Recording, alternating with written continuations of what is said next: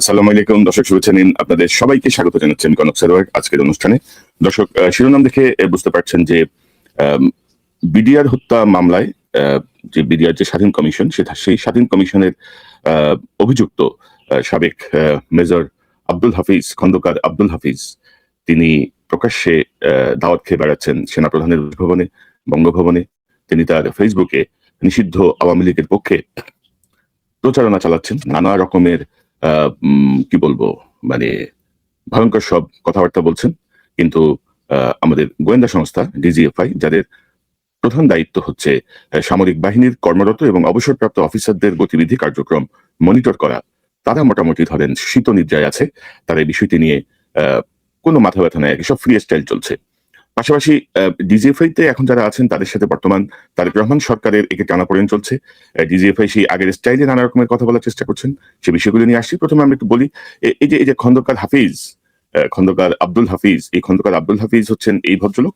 এবং এই ভদ্রলোক সেনাবাহিনী থেকে অবসরে গেছেন বিএনপির গত আমলে, এবং এরপরে তিনি ধরেন আওয়ামী লীগের হিসেবে আবির্ভূত হয়েছেন এবং আওয়ামী লীগের তিনি একটি স্থানীয় শাখার তিনি নেতা। সে সম্পর্কে আসছি। তার আগে একটু বলি যে বিডিআর রিপোর্টে এই খন্দকার আব্দুল হাফিজ সম্পর্কে কি বলা হয়েছে। আমি যদি বিডিআর কমিশনের যে রিপোর্ট, সেই রিপোর্টটার থেকে আপনাদেরকে একটু দেখাই। এখানে ধরেন যাদেরকে অভিযুক্ত করা হয়েছে তার মধ্যে শাহিন সিদ্দিক, তার মেজর জেনারেল তারেক আহমেদ সিদ্দিকের wife, lieutenant colonel Faruk Khan, Matia Chowdhury, Meher Afroz চুমকি, তোরাব আলী, লেদার লিটন, তোরাব আলীর পুত্র, এবং এরপরেই হচ্ছে মেজর আব্দুল হাফিজ, যিনি 26 লং কোর্সের 26 লং কোর্স থেকে সেনাবাহিনীতে যোগ দিয়েছিলেন। এবং সেখানে বলা হয়েছে যে মেজর হাফিজ 25-26 ফেব্রুয়ারি 2009-এর পূর্বে বেশ কয়েক শুক্রবার পিলখানার ভেতরে অফিসার মেসের পাশের অফিসার বাসস্থানের নিকটে এসে ডিএডি নাসিরের সাথে দেখা করে আলাপ আলোচনা করেছেন। ঘটনা ঘটার পরপরই তিনি ডিএডি নাসিরের সাথে মোবাইলে কথা বলেছেন বলে তিনি নিজেই স্বীকার করেছেন। ঘটনার দিন তিনি সারাদিন আওয়ামী লীগ ব্যক্তিবর্গের সাথে পিলখানার বাইরে কাটিয়েছেন। প্রহসনমূলক অস্ত্র সমর্পণ আয়োজন এবং রাজনৈতিক যোগাযোগের মাধ্যমে বিদ্রোহী ও হত্যাকারীদের সাথে সমন্বয়ে তিনি গুরুত্বপূর্ণ ভূমিকা পালন করেছেন। তার এহেন কর্মকাণ্ড ষড়যন্ত্রকারীদের সাথে তার গভীর যোগসাজশ প্রমাণ। মেজর খন্দকার আব্দুল হাফিজকে নিম্ন বর্ণিত দোষী সাব্যস্ত করেছে ষড়যন্ত্র, হত্যাকারীদের সঙ্গে যোগসাজশ, অর্থাৎ একদম পরিষ্কার এই রিপোর্টে হাফিজ সম্পর্কে বলা হয়েছে। এখন এই রিপোর্টের পরে জেনারেল কি বলবো, মানে বিডিআর কমিশনের রিপোর্টের পরে কিন্তু হাফিজ ফ্রি স্টাইল ঘুরে বেড়াচ্ছে। আমি আপনাদের দেখাই যে মেজর হাফিজের যে ফেসবুক পোস্ট, সে ফেসবুক পোস্ট থেকে সরাসরি যদি দেখাই, মার্চের 21 তারিখে আজ ঈদের দিনে মাননীয় সেনাপ্রধানের আমন্ত্রণে সেনা ভবনে, এই দেখেন সেখানে সেনা ভবনের ছবি, যে জেনারেল ওয়াকারের সঙ্গে মেজর আব্দুল হাফিজ তিনি ছবি দিচ্ছেন, তার বিভিন্ন কর্মকর্তাদের সঙ্গে তিনি ছবি দিচ্ছেন, নানাভাবে ধরেন ঈদ আয়োজনে আছেন। তো ধরেন বিডিআর হত্যাকাণ্ডের অভিযোগে যাকে অভিযুক্ত করা হয়েছে, তিনি সেনা ভবনে জেনারেল ওয়াকারের আমন্ত্রণে তিনি দাবি করছেন মাননীয় সেনাপ্রধানের আমন্ত্রণে। তো সেনাপ্রধান তো আর আমন্ত্রণ দেয় না, তার একটা উইং থেকে আমন্ত্রণ পত্রগুলো যায়। নিশ্চয়ই আমন্ত্রণ পত্রগুলো ভেটিং হয়, কারা আমন্ত্রণ পাচ্ছেন। নিশ্চয়ই কোনো শীর্ষ সন্ত্রাসী সেনাবাহিনীর সেনাপ্রধানের কোনো অনুষ্ঠানে আমন্ত্রিত হওয়ার কথা না। তো সেক্ষেত্রে এই যে বিডিআর হত্যার অভিযোগে অভিযুক্ত, বিডিআর এর হত্যাকাণ্ডের অভিযোগে যাদেরকে অভিযুক্ত করা হয়েছে কমিশনের রিপোর্টে, এই বেটা কি করে সেনাপ্রধানের বাসায় আমন্ত্রিত হয়। তারপর দেখেন, আমি যদি আপনাকে দেখাই, এরপরে আমি সরাসরি তার ফেসবুক থেকেই আপনাদেরকে দেখাচ্ছি। দেখেন সব তার বঙ্গবন্ধু, হাসিনা, এইসব নিয়ে তো আছে। এর মধ্যে সে ধরেন আরেকটা পোস্ট আছে যেখানে তার কদিন পরে সে বঙ্গভবনে গেছে স্বাধীনতা দিবসের অনুষ্ঠানে, মার্চের 26 তারিখে সে বঙ্গভবনে, এটাকে ফেলে দিছে নাকি, এই ধরনের সেনাপ্রধানের পরে আমি যদি আপনাদেরকে একটু দেখাই, এই যে ধরেন এখানে লিখছে যে আজ মহান স্বাধীনতা দিবসে বঙ্গভবনে, এবং বঙ্গভবনে তার বিভিন্ন কোর্সমেট ব্যাচমেটদের সঙ্গে তার ছবি এবং অনেক রকমের বিষয় এখানে আছে। এবং এই ধরেন আমি যদি আপনাদেরকে দেখাই, এই যে অনেক সেনা কর্মকর্তা, এই বিতর্কিত আনিস আলমগীর সহ অনেকের সঙ্গে তার ছবি আপনি যদি দেখেন। তো বিডিআর হত্যাকাণ্ডের অভিযোগে যে লোকটা অভিযুক্ত, বঙ্গভবনে দাওয়াত পায় এবং সেনাবাহিনীর ইউনিফর্ম পরা মানুষজন তার সাথে ছবি তোলে। মানে আপনি যদি দেখেন এই বিষয়টা, আপনি কিভাবে দেখবেন, কিভাবে দেখছে আমাদের ডিজিএফআই কাছে খবর নাই এগুলা। এবং আপনি আরেকটা ভয়ঙ্কর একটা বিষয় দেখাই, এই ধরনের এই যে আব্দুল খন্দকার হাফিজ, আপনি যদি তার ইয়েতে যান, ফেসবুকের প্রোফাইল হচ্ছে তার, এবং এখানে ধরেন সে 23 ঘন্টা আগে তার পোস্ট হচ্ছে রক্তচক্ষু ভয় বাধা কিছুই থামাতে পারবো না তাকে, তিনির উপরে আবার চন্দ্রবিন্দু দিচ্ছে আর কি। অতি ভক্তি চলের লক্ষণ আছে না, তিনির উপরে কখনো চন্দ্রবিন্দু হয় না, তিনি বারবার ফিরে আসবেন এই মাটিরই টানে, পিতার রক্তে রঞ্জিত স্বীয় মাতৃভূমিতে কোটি কোটি মানুষের, মানে আজ এরা এই হাসিনারে ইয়ে করতেছে। এবং আপনি যদি দেখেন এই যে আমি যদি এই যে হাসিনারে নিয়ে তার বহু পোস্ট, হাসিনা নাকি সবার অক্সিজেন, তারপর তার থেকে একটা ভয়ঙ্কর পোস্ট দেখলাম এখানে। আমি যদি ভয়ঙ্কর পোস্টটা যদি আপনাদেরকে একটু দেখাই, যে বাংলাদেশের থেকে বাংলাদেশের এই দেখেন এই ছবিটা আপনারা একটু দেখেন, সে নিষিদ্ধের রাজনীতি ও সংসদীয় সার্বভৌমত্বের সংকট, এই শিরোনামে একটা লেখা লিখেছে খন্দকার হাফিজ, পিএইচডি, সিএফএফপি, সাবেক মেজর, বাংলাদেশ সেনাবাহিনী ও রাজনৈতিক কর্মী। এখানে সে যে ছবিটা দিয়েছে, এই ছবিটা হচ্ছে এই ছবি, অর্থাৎ ডেমোক্রেসি প্রোহিবিটেড, গণতন্ত্র নিষিদ্ধ। আমি আপনাদেরকে এই ছবিটা একটু ভালোভাবে দেখাতে পারি। আমি যদি আপনাদেরকে দেখাই, ধরেন মানে কি পরিমাণ অডাসিয়াস বিষয় আপনি যদি দেখেন, এই দেখেন, অর্থাৎ আমাদের পার্লামেন্ট ভবনের উপরে সে একটা ইয়ে বসিয়েছে, ডেমোক্রেসি প্রোহিবিটেড, গণতন্ত্র নিষিদ্ধ, এবং এখানে একটা তালা মেরে দিয়েছে। এটা এপ্রিলের 6 তারিখের পোস্ট। তো বাংলাদেশে একটি নির্বাচিত সরকার বিদ্যমান, বাংলাদেশে নির্বাচিত সরকার কাজ শুরু করেছে, সেখানে এই জাতীয় পোস্ট কি আমাদের গোয়েন্দা সংস্থার নজরে পড়ে না? মানে আমি এটা একটু জানতে চাই। আমি যদি তার ফেসবুকে আবার একটু যাই, তাহলে আপনাদেরকে আমার দেখাতে সুবিধা হবে। এই দেখেন, মানে দালালির কত রকম প্রকাশ। স্বপ্নে মাননীয় নেত্রীকে দেখলাম, ওনার চরণধ্বনি নিলাম, উনি ভালো আছেন। মানে পাগলের সুখ মনে মনে। দেখেন মানে কত, মানে একটা সেনা কর্মকর্তা, বিডিআরের অভিযোগে, হত্যাকাণ্ডের অভিযোগে অভিযুক্ত ব্যক্তি, সে ধরেন তার এই সেনাবাহিনীর যে ইউনিফর্ম, সেই ইউনিফর্ম সহ সে ঘন ঘন তার ছবি পোস্ট করে, এবং এটা হচ্ছে মার্চের 30 তারিখের ছবি। সে যে মানে এগুলো এক ধরনের রাজনৈতিক উদ্দেশ্য থেকে সে করে, পুলিশ হত্যার বিচার চায় সে।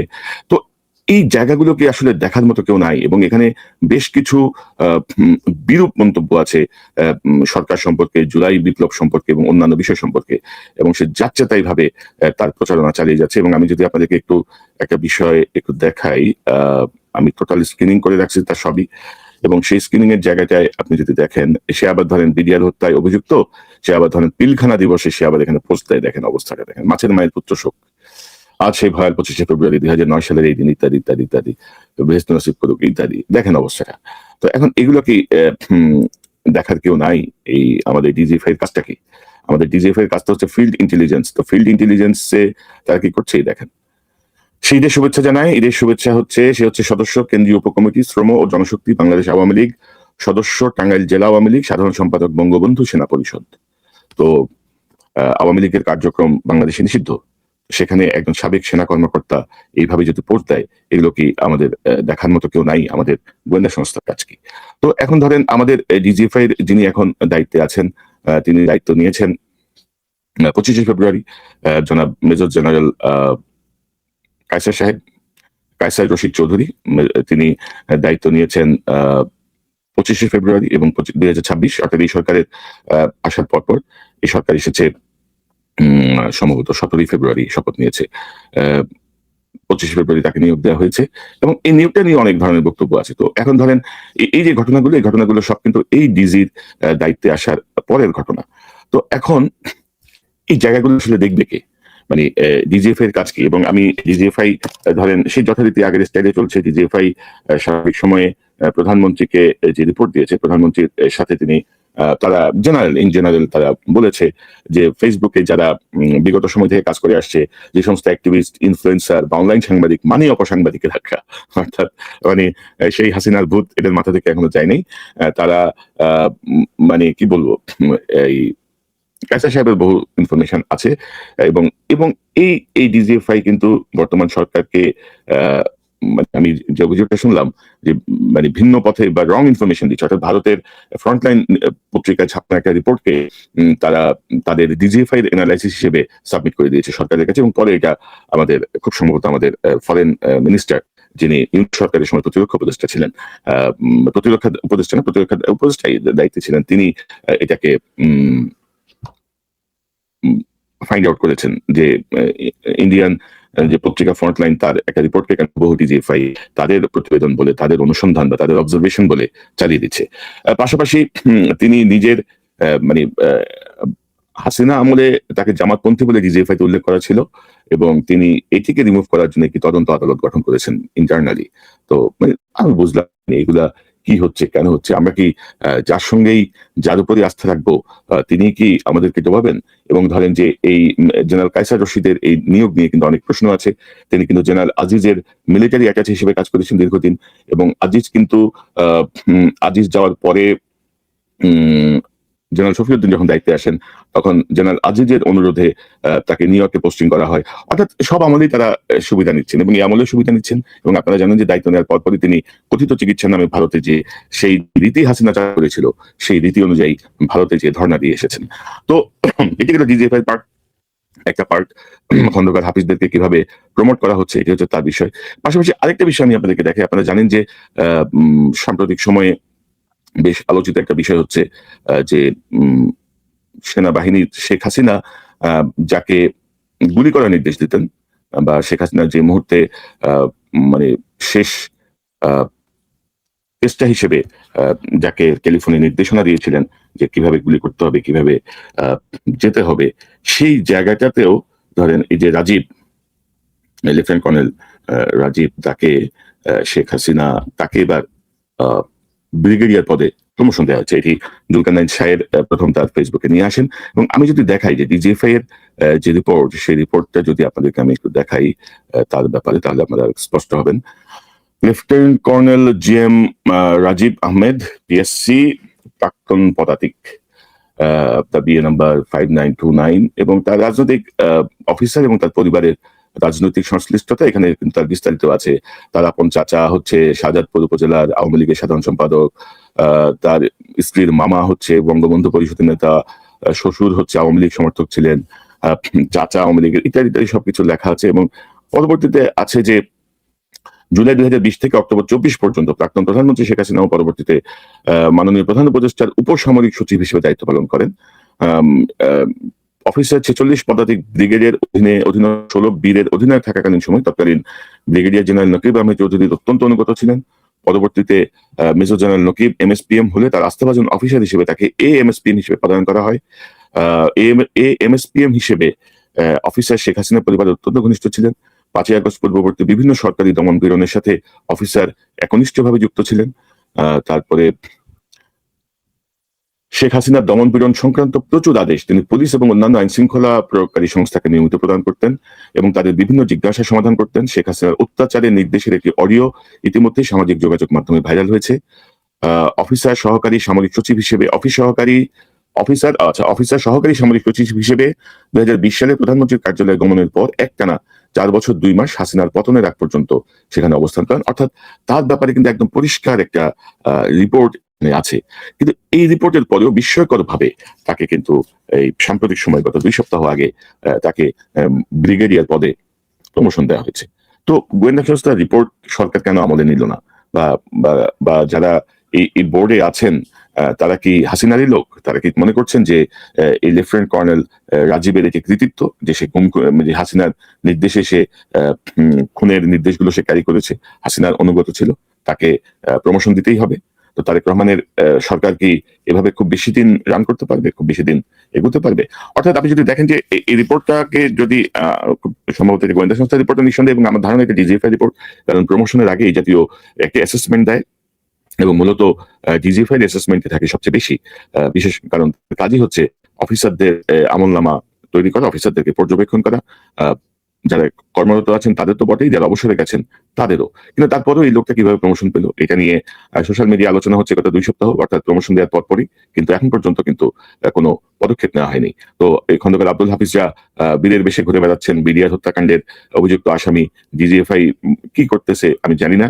তারেক রহমানের প্রতি আমাদের আহ্বান, আমার আহ্বান, এই যে প্রধানমন্ত্রী তারেক রহমান, আপনি যদি আসলে এইসব ফাড়া থেকে বাঁচতে চান, এরাই কিন্তু আপনার জন্য বিপদ তৈরি করবে, এরাই কিন্তু আপনার জন্য বিপদ সৃষ্টি করবে। এই জায়গা থেকে বের হয়ে আসতে হলে দয়া করে এই হাসিনার যে অনুগত পা চাটা যারা আছে তাদেরকে আপনি বিভিন্ন জায়গায় যারা বসে আছে তাদেরকে সেখান থেকে সরান। তাদেরকে দিয়ে অন্তত আপনার পারপাস সার্ভ হবে না। তারা এমনভাবে ঘটনা ঘটাবে, তারা এমনভাবে ঘটনা খেলবে, কারণ তাদের সাথে আছে পার্শ্ববর্তী রাষ্ট্রের গোয়েন্দা সংস্থার পরামর্শ, তাদের গাইডেন্স। তো সেই জায়গাটায় আসলে ঠেকানো খুব মুশকিল হয়ে যাবে। তো বেটার হচ্ছে গাছ উপড়ে ফেলা। এই গাছ থাকলেই বিপদ, এই গাছ যদি কমান্ডে থাকে তাহলেই বিপদ। এরকম এখনো অসংখ্য চিহ্নিত আহ হত্যাকারী, গুমকারী, ষড়যন্ত্রকারী, দেশের বিরুদ্ধে মানে সেনাবাহিনীর পবিত্র ইউনিফর্ম পরে দেশের বিরুদ্ধে ষড়যন্ত্রকারী এরকম অফিসার আছেন, এবং এদের সংখ্যা অবশ্য খুব বেশি না, কিন্তু তারা বিভিন্ন কারণে অনেক বেশি শক্তিশালী। তো প্রধানমন্ত্রী আপনি যদি বিভ্রান্ত হওয়ার চেষ্টা করে আপনাকে, এবং আপনি যদি বিভ্রান্ত হন, তাহলে কিন্তু আমাদের সামনে কোনো আশার কোনো প্রতিবাদ জ্বলবে না। আমি মনে করবো আপনি সাহসিকতার সাথে এই জায়গাটি মোকাবেলা করুন, এবং আওয়ামী লীগের অনুগত, ভারতের অনুগত যারা আছেন তারা চিহ্নিত, তাদের ব্যাপারে কঠোর এবং কার্যকর পদক্ষেপ নিন। না হলে কিন্তু পরিস্থিতি খারাপের দিকে যাবে।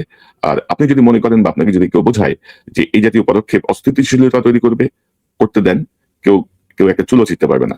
কারণ হচ্ছে আমাদের সেনাবাহিনী বলেন, পুলিশ বলেন, প্রশাসন বলেন, জনগণের শক্তি কত ভয়ঙ্কর হতে পারে এটি তারা দেখেছে।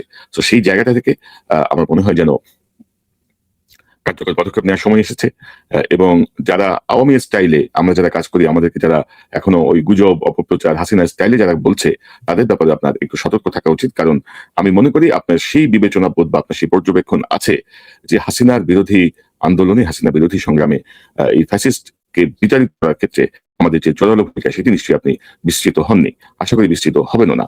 এবং এই জাতীয় অপপ্রচারের রিপোর্টে আপনি এই জাতীয় অপপ্রচার তকমা দেওয়া রিপোর্টকে আপনি নিশ্চয়ই ইগনোর করবেন, বা আপনি তাদের বিরুদ্ধে ব্যবস্থা নেবেন। কারণ তারা আপনাকে সত্য কথাটি আপনার কানে যাক, সত্য কথাটি আপনি জানেন, সেটি তারা চায় না। তারা আপনি বুঝতেই পারছেন, আপনি দেখতেই পাচ্ছেন যে বিডিআর হত্যাকাণ্ডের অভিযুক্ত ব্যক্তি যদি এভাবে ঘুরে বেড়ায়, সেনা প্রধানের সঙ্গে যদি ছবি তোলে, সেনা ভবনে যদি যেতে পারে, বঙ্গভবনে যদি দাওয়াত পেতে পারে, তাহলে আর কি বাকি থাকে? তাহলে আর কি ঘোড়ার ডিমের ডিজিএফআই এর গোয়েন্দা, কি ঘোড়ার ডিমের এদের পর্যবেক্ষণ, কি ঘোড়ার ডিমের কাজ? পাশাপাশি এই রিপোর্টটা আমি বলবো যে রিপোর্ট রাজীব সম্পর্কে দেওয়া হয়েছে তার প্রমোশনের আগে, সেটি কেন কারা ইগনোর করলো, সে বিষয়টি নিয়েও আমার মনে হয় যে আপনি একটু অনুসন্ধান করে দেখা উচিত। কারণ এই বিষয়গুলো, মানে আমরা একটি স্থিতিশীল বাংলাদেশ চাই, আমরা একটি গণতান্ত্রিক বাংলাদেশ চাই, আমরা একটি ভয় ভীতি মুক্ত বাংলাদেশ চাই। এবং আপনারা দেখছেন সাম্প্রতিক সময়ে ডিজিএফআই কিভাবে ব্যাংকগুলো দখল করেছিল হাসিনা নির্দেশে। যদিও হাসিনা নির্দেশের কথা কেউ বলছে না, ডিজিএফআই তো আর স্বপ্রণোদিত হয়ে কাজ করে না। কারণ আপনারা অনেকেই জানেন যে ডিজিএফআই কিন্তু সরাসরি প্রধানমন্ত্রীর নিয়ন্ত্রণের একটি প্রতিষ্ঠান। ডিজিএফআই কিন্তু সেনা প্রধানকেও কিন্তু মনিটর করার অধিকার রাখে। অর্থাৎ সকল জায়গায় ডিজিএফআই নিয়ন্ত্রণ প্রতিষ্ঠা করতে পারে রাষ্ট্রের স্বার্থে। কারণ তারা প্রধানমন্ত্রীর একেবারে মানে কি বলবো অনুগত বাহিনী হিসেবেই কাজ করে, অনুগত একটা ডিপার্টমেন্ট। তো সেখানে এগুলো কি হচ্ছে, কিভাবে হচ্ছে, আমার মনে হয় যে জনাব তারেক রহমান আপনি এই বিষয়টি আর একটু খতিয়ে দেখবেন, কার্যকর পদক্ষেপ নেবেন, যেন এই জাতীয় বিতর্কিত লোকজন, অভিযুক্ত লোকজন, হাসিনার পক্ষে যারা প্রচারণা চালাচ্ছে, তাদেরকে যেন আমরা এতটা উৎফুল্ল হতে না দেখি, তাদেরকে যেন যথাযথ বিচারের মুখোমুখি করা যায়, তাদের পাপের শাস্তি যেন তারা পায়। এই যে ধরেন একটা ভয়ঙ্কর বিষয় দেখেন, এই যে মেজর জেনারেল জিয়াউল হাসানের নিঃশর্ত মুক্তি চায়, এরকম একটা পোস্ট জনৈক ব্যক্তি মানে খুনি জিয়ার কাছের লোকজন দিয়েছিল। সেখানে এসে খন্দকার হাফিজ মন্তব্য করেছে মুক্তি চাই, দিতে হবে। আপনি ভাবতেছেন তো বিষয়টা, বুঝতে পারছেন আপনারা সে কতটুকু কি মানসিকতা পোষণ করে, যে খুনি জিয়ার যেটি মোটামুটি প্রমাণিত যে সে কিভাবে মানুষ হত্যা করেছে, গুম করেছে, খুন করেছে, তার নিঃশর্ত মুক্তি চায় এই খন্দকার আব্দুল হাফিজ, মেজর খন্দকার আব্দুল হাফিজ, 26 লং কোর্সের এই সাবেক সেনা কর্মকর্তা। তো এগুলো আমরা কাকে বলবো? আমাদের বলার জায়গা কোথায়? আমাদের বলার কে আছে? তুলে ধরা হলো। আশা করি মাননীয় প্রধানমন্ত্রী কার্যকর পদক্ষেপ নেবেন।